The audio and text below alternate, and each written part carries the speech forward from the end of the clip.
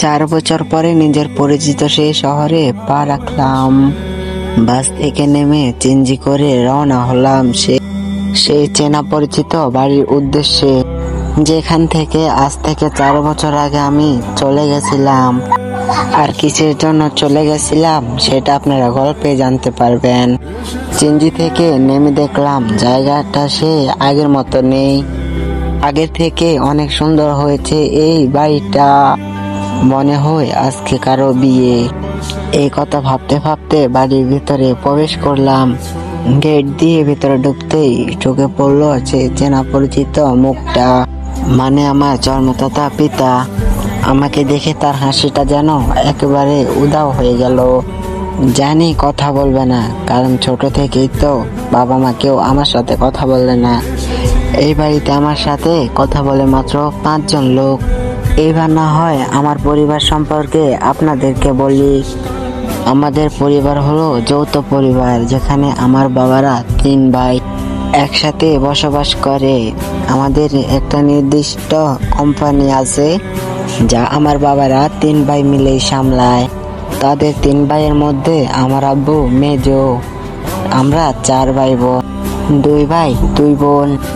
প্রথমে আমার বড় বোন তন্নি, তারপর আমার বড় ভাই সাজেদ, তারপর আমি, তারপর আমার ছোট বোন মেঘলা। সবার নাম বলতে বলতে রাত পুড়িয়ে যাবে, যেন শেষ হবে না। সেটুকু আপনারা গল্পের মধ্যে জানতে পারবেন। পরিচয়পত্র যেহেতু শেষ হলো, তাইলে আমি রুমে যাই। আমি রুমে এসে রুমটা গুছিয়ে নিলাম। আসলে এই বাড়ির মানুষের আলাদা আলাদা করে প্রত্যেকেরই একটা রুম আছে, সেই অনুযায়ী আমারও একটা আলাদা রুম আছে। রুম গুছিয়ে ফ্রেশ হয়ে নিচে নামতে দেখলাম মাগরিবের আজান দিচ্ছে। আমি বের হয়ে মসজিদে গিয়ে নামাজ আদায় করে বাড়িতে আসতেই দেখলাম ছোট আম্মু আমাকে দেখে জড়িয়ে ধরেছে।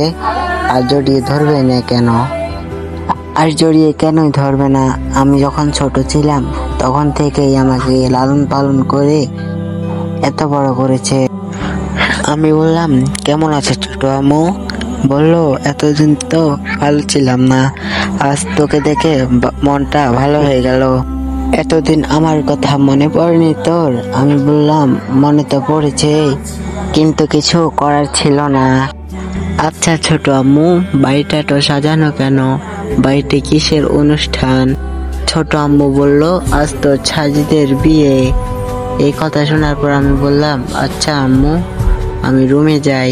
আম্মু বলল, ঠিক আছে যা।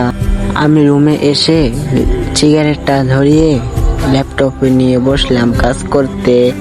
ও আপনাদেরকে তো বলা হয়নি, আমি অনলাইনে ফ্রিল্যান্সিং করি, যার মাধ্যমে আমি পড়াশোনার খরচ চালাই। তারপর ঘন্টাখানিক কাজ করার পরে আমি বাহিরে চলে আসলাম। তো বন্ধুরা, পরের পার্ট কালকে দেওয়া হবে। সবাই এই ভিডিওর কমেন্ট বক্সে নেক্সট পার্ট লিখে কমেন্ট করো।